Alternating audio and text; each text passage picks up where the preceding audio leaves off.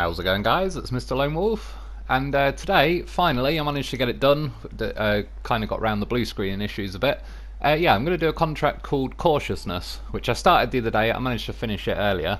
It's a bit of a big contract, this one. You've got quite a few different things you've got to take, and most importantly, you've got like 2 short logs, which is obviously like login cargo, and then all the other stuff, fuel, spare parts, or service spare parts thing, and wooden planks. So you're going to kind of have to have a combination of trucks, really, and the way I've set up in the end I think is the best way. Set off from this garage, go through that fuel station, grab 2 lots of fuel, and then when I get to this point, I was just curious, like obviously you can go to that gateway, or which is quicker from that point, or I can cut across this, go to that gateway, which then when I'm over on Burn Forest, I've got to, obviously if I went the longer way there, I'd pop out at that gateway, and then I've got to get the logs from there, and the rest of the supplies like wooden planks and service spare parts from there.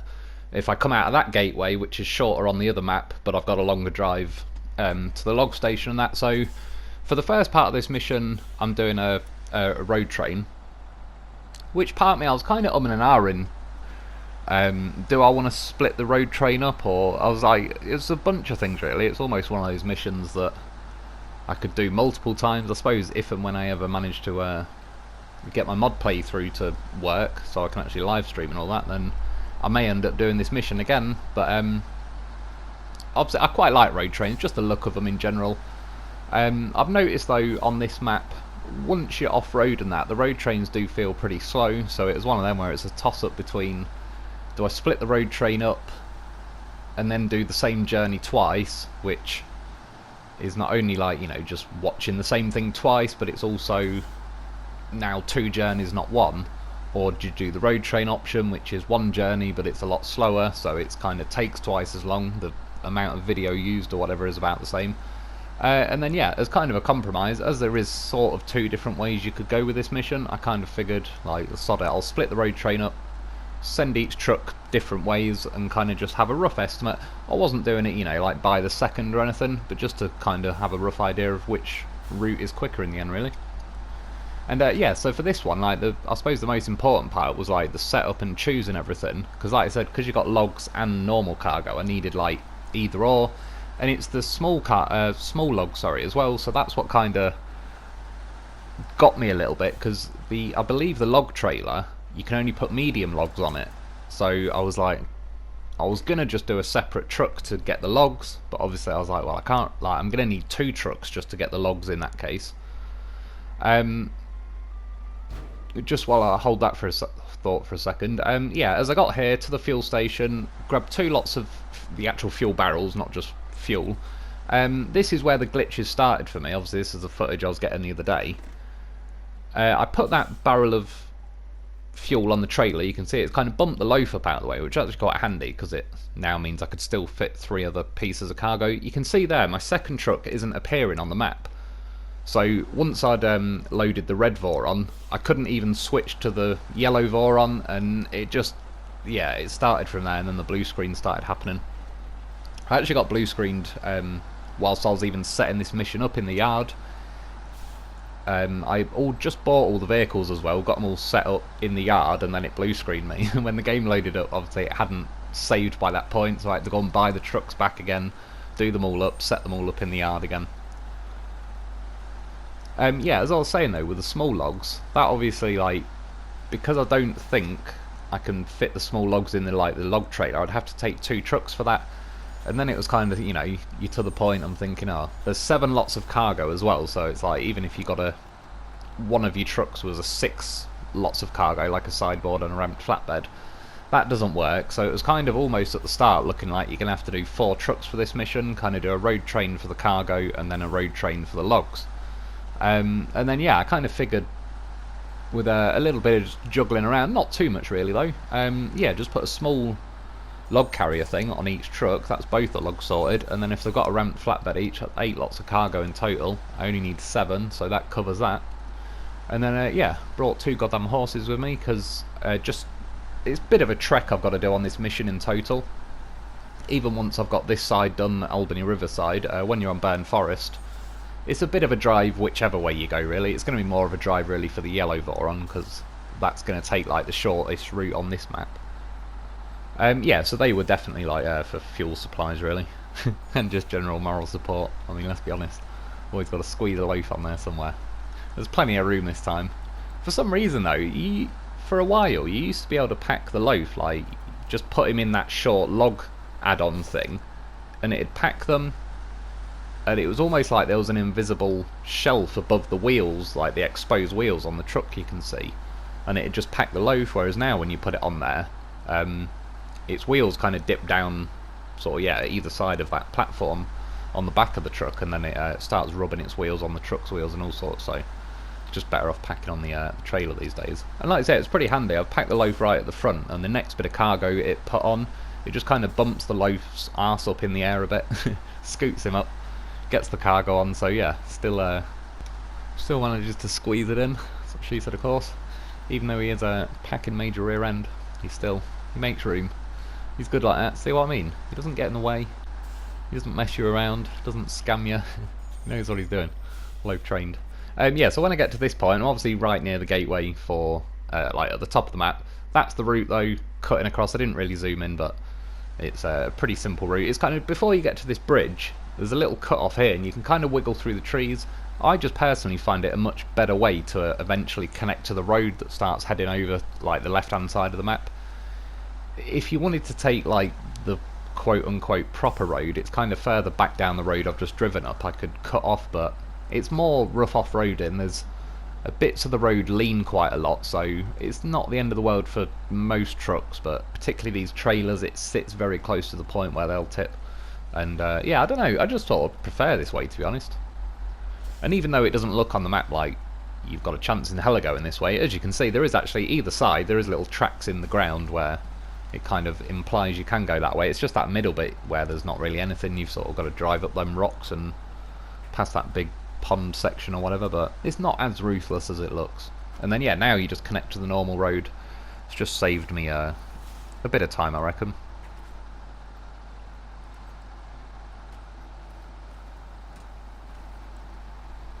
And yeah, I just wasn't sure, like obviously from that road that I just left, like the main road when I split the road train up, from there to this gateway I'm now heading to, I was wondering, is it quicker to go that way, or is it quicker to just go through the top gateway, but then you've obviously got to drive like across the burned forest map, so there's no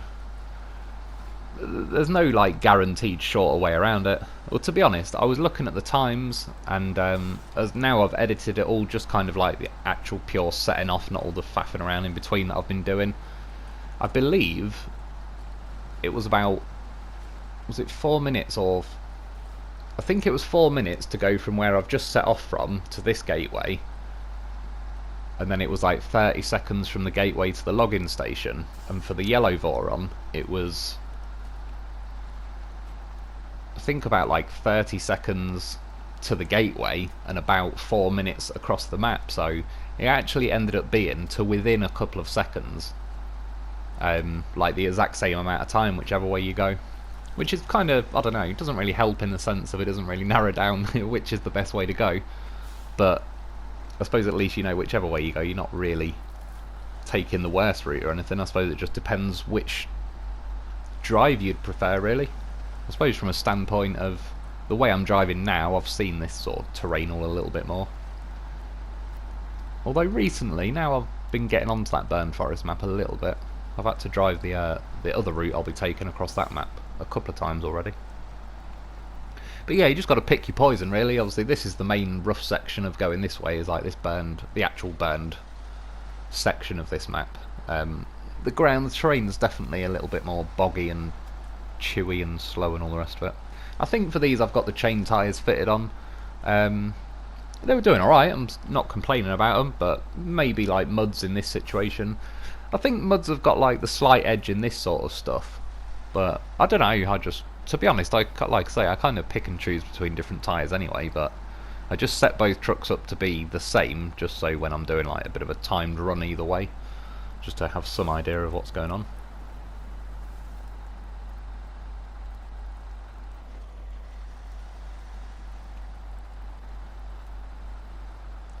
Gets a bit slow going along that section. I never liked climbing up there.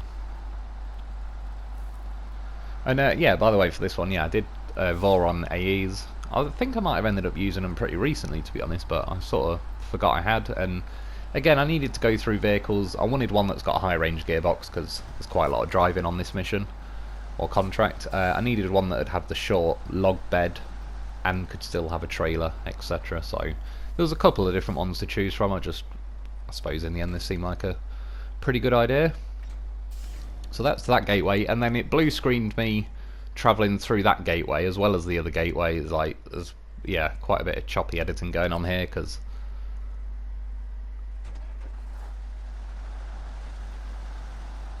and then now setting off. So yeah, I believe it was about 4 minutes for that truck, and then now I'm kind of counting it from when I set off there just to drive to this gateway here. That's probably about 30 seconds. And yeah, originally I actually came through this gateway in the red Voron, but that's when it blue screened me, loaded it back up, blue screen, just tried the other gateway, which is the footage you've just seen, blue screened me. That footage you just seen was the second attempt. So at least I suppose tonight when I was editing I had a couple of runs of each section almost really, so I was able to pick. Yeah, so you can see now I've gone through that gateway, I've got a longer drive to the login station, whereas my red Voron's like at that gateway, and then I've got to take them both to the that warehouse as well for the wooden planks, service spare parts, and I think that's it, yeah, because I've already got the fuel and the logs.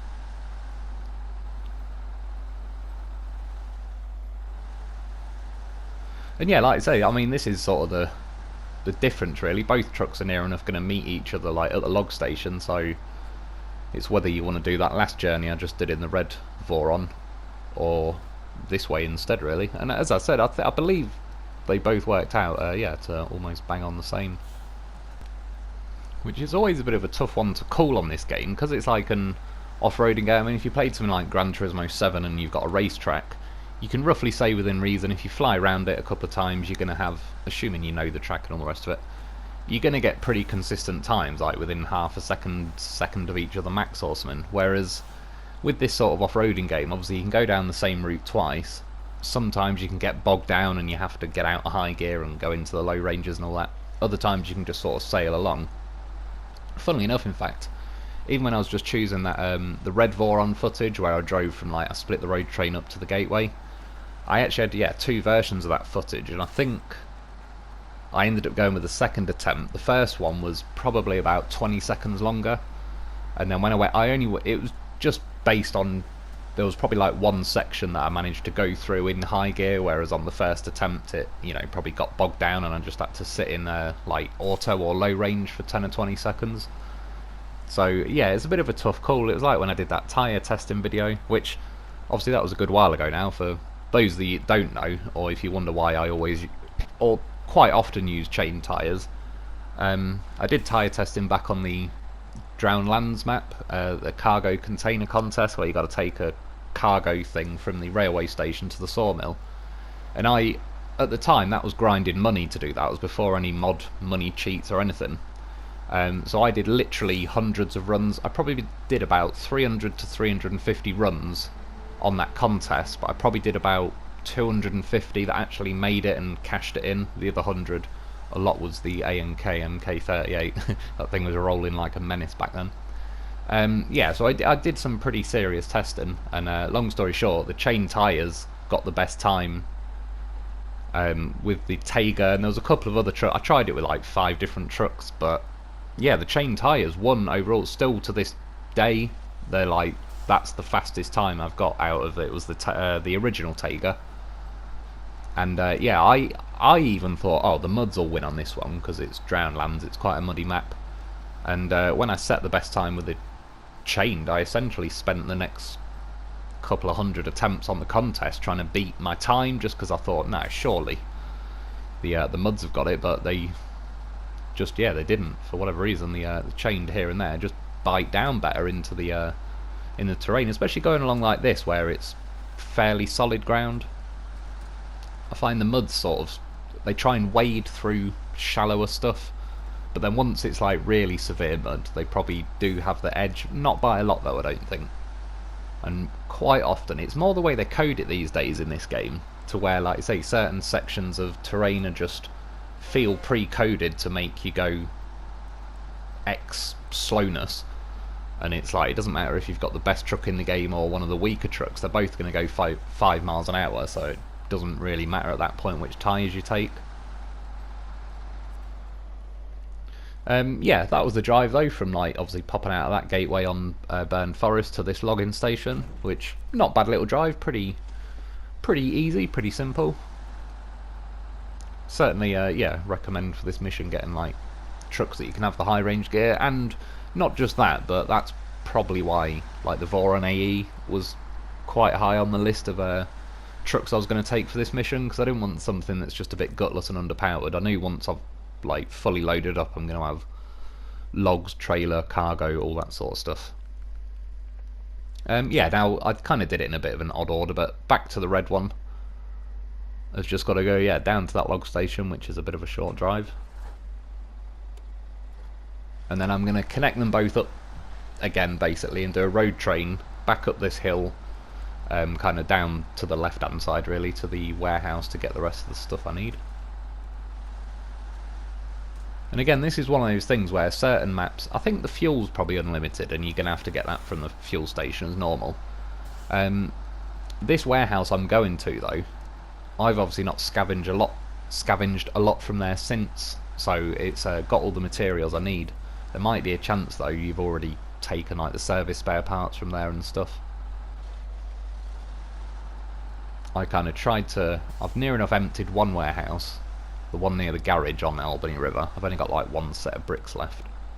I don't... Is there even any missions in this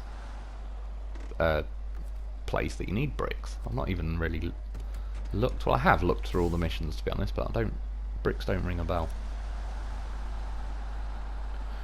Yeah, I just thought I'd make the yellow... I pulled the yellow Voron over a little bit. I was going to make the red one the lead vehicle again, but generally speaking, the non-lead vehicle, the vehicle at the back, tends to use less fuel than the front one. So I figured, as I've already used the red one as like the lead vehicle, I'll just do the yellow one now to even it out a little bit. And yeah, again, I mean, I was tempted to just do the whole mission. I could have gone obviously either way. Do the whole mission like this as a road train. There's just certain bits, I mean, as fun as it is, there's certain sections of road you get to where if it's a bit of a windy, twisty corner, it can be a little bit awkward with the road train, and then obviously once you split them up, it's sort of defies the point if you go in the same way. So it was a toughie though, because yeah, I do just enjoy the sight of having like just, yeah, a big line of trucks and trailers. Really looks pretty cool. They should personally, I think, if they don't end up doing it, it's probably a bit late now for this game, but if they do a SnowRunner 2 or something, which hopefully after this new season, yeah, they just go to like a SnowRunner 2 game and sort of update it all a little bit. Yeah, I'd quite like to see an Australian map, and basically some road trains, like some sort of proper ones where you say got a big hefty truck, something that looks like the size of the P16, and then you've got 2, 3, 4 trailers or whatever, kind of doing a bit of a, you know, like compacted off-roading kind of thing you'd see in Australia or something. Maybe a few little rivers to cross.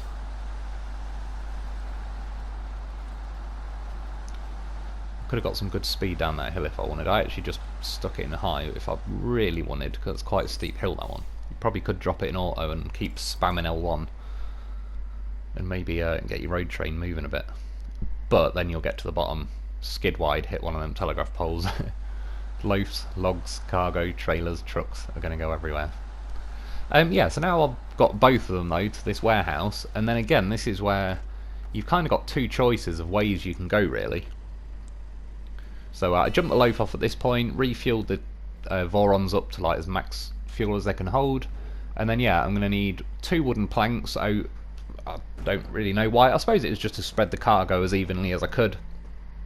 I'm putting like, you know, 1 fuel on each truck, 1 wooden plank on each truck. I do though need 3 service spare parts, so I'm putting 2 on this one and I'll put 1 on this truck. And then I had a little plan to kind of try and even it out a little bit.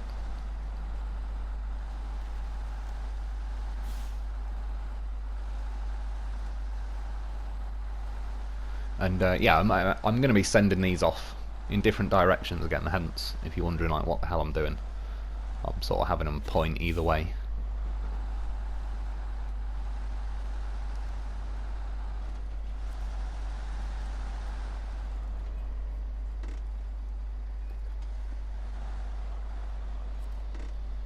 Just missed that cargo section. I think I cut most of it out, just, you know, putting the cargo on, 1 wooden planks, 1 service spare parts, and then yeah, because I've got 1 cargo slot remaining, like with this truck, I put the loaf back on the trailer. I've already refueled this Voron. I just thought it'd balance out the weight they're both pulling, really. Yeah, and I've got to go take it all to that, well, is kind of not a watchtower until I've built it.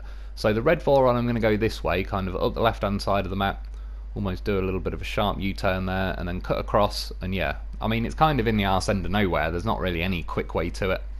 And then the yellow Voron, I've had to draw a line back down here just to get both lines at the same time, but yeah, kind of snaking through that mountain, past the quarry, cut over there that's not really a road, and connect back to this road, loop it round, and yeah, drop it all off there. And like I say, this whole mission, I don't know, is a little bit, not to say pointless, I mean, it's quite a fun mission in the sense, once I planned it out the way I had, I was quite happy it all worked out the way it did, like just being able to do 1 set of trucks as a road train and split them up here and there wherever I want to. But yeah, you're doing this to unlock a watchtower, which, particularly because there's like limited cargo and stuff, the chances of you slightly exploring burned forest to the point where you can find like that warehouse I've just got and stuff, but not enough to where this watchtower would actually mean anything, is kind of unlikely. Like, I've basically gone around this whole map now with a radar trailer with a radar loaf, and yeah, scanned everywhere, so even though I am unlocking a watchtower, it's just kind of useless by now. But I do need to do this mission to kind of unlock some of the later ones, so it's going to have to happen whether I like it or not. And then yeah, setting off on this route, I mean, certainly not off to a flying start really. This first section is a little bit on the boggy side.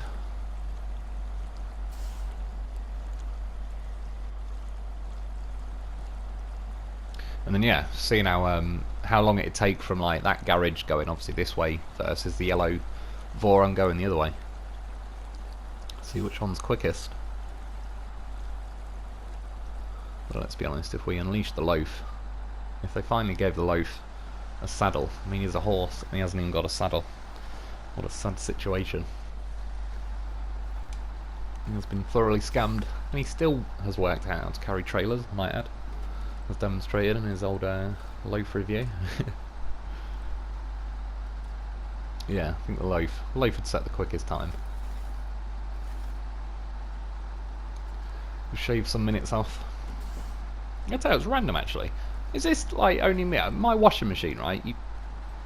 You set like whatever wash you're going to do it on, and it tells you how many minutes. Well, this is what I mean, it's pure lies, but it pretends to tell you how many minutes it's going to take for that wash to happen, and then, well, yeah, it's a lying bastard. It's like, I've got one that's a 15-minute one and one that's an hour one, and the hour one probably averages out closer, but still not exactly. But the 15-minute one, I just like chuck my shoes in there or something, or a hoodie, and yeah, it counts down. It's like, it makes it up as it goes along. It could go from 10 minutes to 9 minutes in 30 seconds, and then it could go from 9 minutes to 8 minutes in 5 minutes.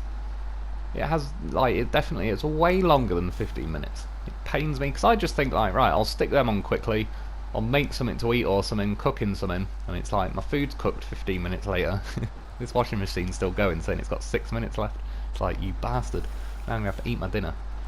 And then hang washing, which I wanted to kind of squeeze in between. That's what she said, of course. It was close there. Can I point out, you see my trailer almost tipped. Look at the loaf, goddamn professional, doing a barrel roll off the trailer. I've said it before and I'll say it again. He's a goddamn professional, get his whole loaf. Yeah, as the trailer started to tip, the loaf realised the danger that was imminent, so he barrel rolled off there, and then his weight releasing from the trailer stops the tippiness, so then it goes back to its wheels, which saved the cargo, which is a bloody good job, because I haven't got a crane on this truck because I've got the short log thing, so if the cargo tipped off, I'd be screwed slash quit and reload job.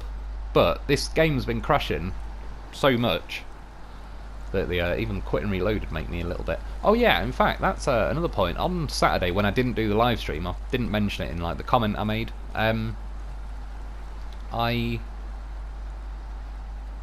What was I going to say? Oh yeah, I turned my computer on, and I actually got some other blue screen. I didn't even see it in time, because I turned my computer on, but I didn't change like my TV over to HDMI 1 or whatever it is for the PlayStation. But when I got on the PlayStation, it had an error code, like blue screened my PlayStation, but it wasn't even SnowRunner. I hadn't launched the game or anything yet, and it was a different error code. So yeah, once that happened, that got me a little bit kind of like, oh no.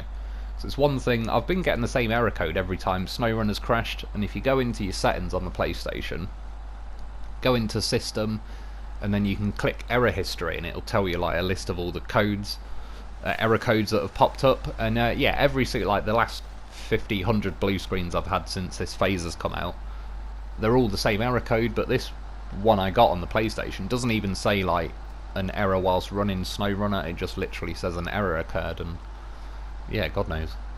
I think the PlayStation sort of took a bit of a beating really in terms of how many times the game has crashed and then turned it, you know, off, back on, load the game back up, crashes again.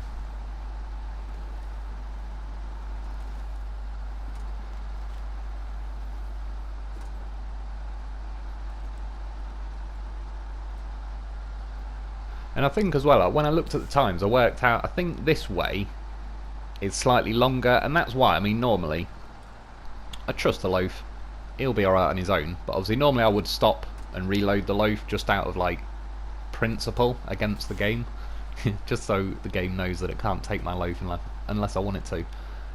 But yeah, in the interest of, like, doing a speedy run each way, once the loaf dived off, I knew what he was doing. He is goddamn professional. So yeah, I kept it pinned. I think this way ended up taking about 9 minutes, which was actually longer than I thought. That's what she said.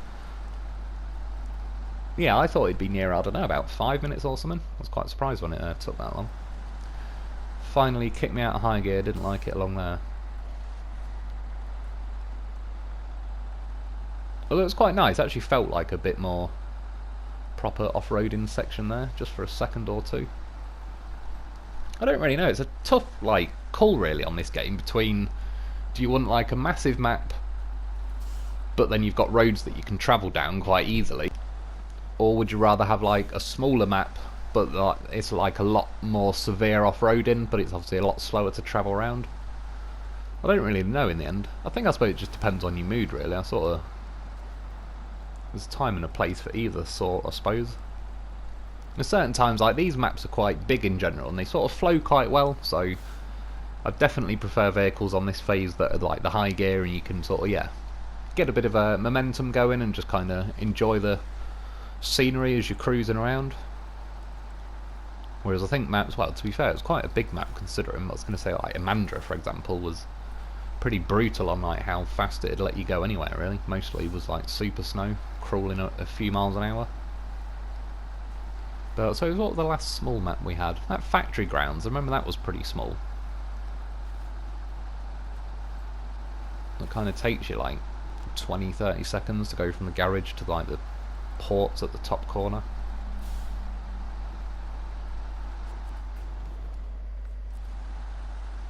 That was another bloody water boom mission. So I've done the 4 on Albany River. You've got obviously another 4 on this map, which I think they get a little bit overexcited with, you know, like each theme they have with each phase. So when it was farming, they were like, yes, farming, make you do 12 laps of each field for 3 separate stages of the crop with 3 separate trailers on a phase that has hardly any trailer stores, and then we'll also let you repeat the farming afterwards, where you're going to have to farm the same thing again 12 times over. If, like, they went a bit over the top on it, and it was one of them where I think it was the first time we had missions that were sort of renewable. You could kind of do the farming mission again, but then it'd be there again, and so on. Yeah, they sort of overcooked it. And then it's the same on this one, being like the water delivery theme going on. There's 2 water towers and 4 water booms to fix on the first map, and then yeah, I believe another 2 water towers and 4 water booms to fix on this map. And yeah, I think once they find a theme, they lay it on there thick. Yeah, get all that dropped off. Small logs, fuel, wooden planks, and I think that was, yeah, 1 service spare part. That's the so-called Watchtower that we're repairing. And then now for the yellow Voron, yeah, kind of snaking up across that main peak, really, past the quarry. You can see, as far as like the line drawn, it's definitely a shorter line. But you just kind of get the feeling, looking on the map, that it's probably going to be a bit of a rougher, slower drive there, whereas like the way I just went with the red Voron kind of looks, yeah, more open plan. I mean, for example, it wasn't the best start when I just set off from the garage, got into high gear for a matter of seconds. It really was not liking it. It did not want me to get in high gear at the start. Once you do though, thankfully the Voron AE is fairly lenient on... It's pretty decent at getting into high gear. When you get into sections that it's going to kick you out, to be fair, it gives you like a few seconds warning where you can just see all your speed die off. So you have got time to stick it in auto and then like not really bleed all your sort of torque and momentum really, but yeah, for actually getting into high, it's not too bad.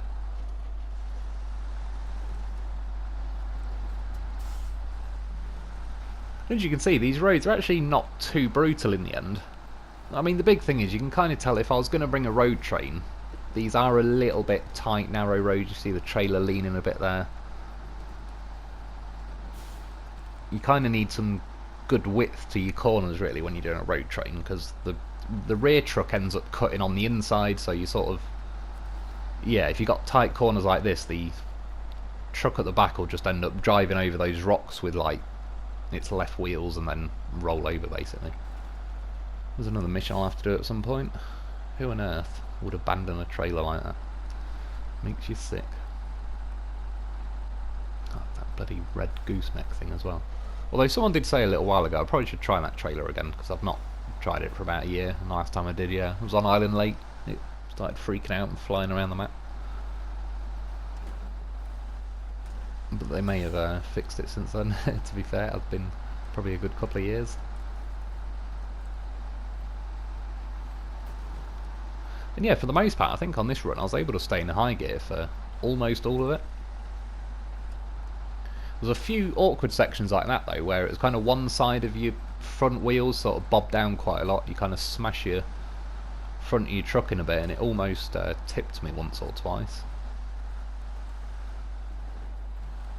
This route was probably a tiny bit riskier out of the two. Not a crazy one or anything, but yeah, I think I probably was closer to tipping on this route than like the way I went in the red one. And again, I mean, if you imagine I had a road train at that point, you could even see how much my trailer's flying around left and right.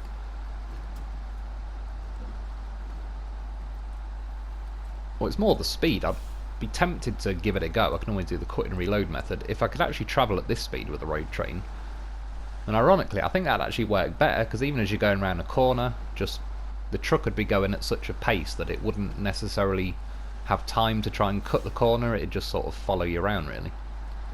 It's when you're going 2 miles an hour, that's when the truck behind you tries to kind of overtake you. Oh no, so there, that was close really. I kind of steered into it and got out of that one just in time. And then that one as well, which was close. It made my logs unpack, but thankfully just let it rock, sit there for a second. So I wasn't sure, it was saying unpack cargo, because obviously I've also got the trailer. Which again, thankfully, if they unpacked, I'd either have to quit and reload or bring a truck from somewhere else to reload it. Yeah, detach the trailer just because then it'll give me like the pack cargo command just for the logs. Get them packed, reconnect the trailer, and yeah, push my luck a little bit on that one, but we got away with it.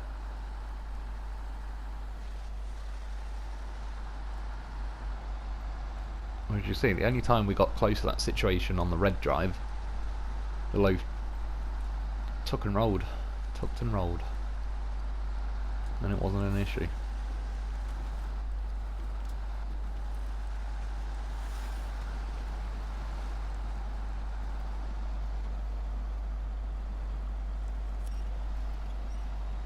Oh yeah, by the way, for about the last, it was just after I tipped and repacked those logs, my cat decided to turn up, and he starts headbutting my remote, and yeah. So at this point, I was literally like one-handed rally special driving, hence why the camera rotations are a bit odd. I was like kind of sat there not retracting the winch for a minute. He was trying to sabotage the run. He was.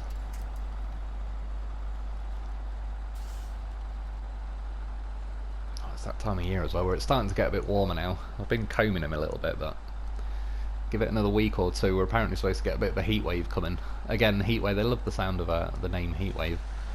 It'll probably just be like a nice spring day.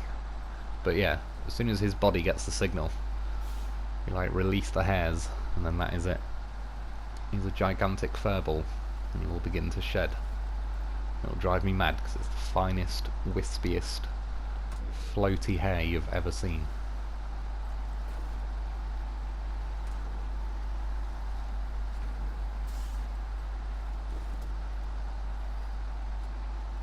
Yeah, this route ended up actually sort of being better than I thought. Even when I've looked at it previously on like this game, I've sort of avoided it a little bit in favour of probably like where I went with the red Voron really. Whereas yeah, for the most part I was actually able to stay in high gear, so to be fair it wasn't too bad. And then yeah, I can't remember completely, but I think this took me, was it like 8 or 8.5 minutes? So that ended up being like, yeah, probably 30 seconds quicker than the way I went with the red truck. But all in all, fairly similar. The horn, by the way, the reason I keep hitting it is, it's not, you know, normally when you hit the horn you see like as if it's like loads of air pressure coming off the truck. It wasn't doing that, and my TV was turned down really low, so I wasn't sure if the horn button was broke. Yeah, drop all them off, logs, wooden planks, fuel, and 2 service spare parts, and then that's it. It unlocks that Watchtower. You get about 17 or 18 grand for the mission, which is not too bad, I suppose, although it's a fairly hefty mission in the scheme of things. Yeah, you can now access that Watchtower, but like I say, I've already explored the entire map, so it doesn't really do anything for me. Obviously, originally it would have then give you like a giant uncovered circle on the actual map. You could sort of see the burnt down sawmill in the background once you launch the observation. And then of course I had to go and look just to be safe. We needed to know, is me loaf good? Oh, it starts like a beauty. Like I say, if you don't start, you ain't turning the key hard enough. He fires up, he's still alive. Escape confirmed. Go through a bit of rallying. They've got a weak as fuck engine. Yeah, anyway though, that's about it for today. I hope you enjoyed, I hope that helps. Thanks for watching, thanks to our Patreon members. Get yourself a loaf, because I mean look at him, why wouldn't you get yourself a loaf? And I'll be back soon.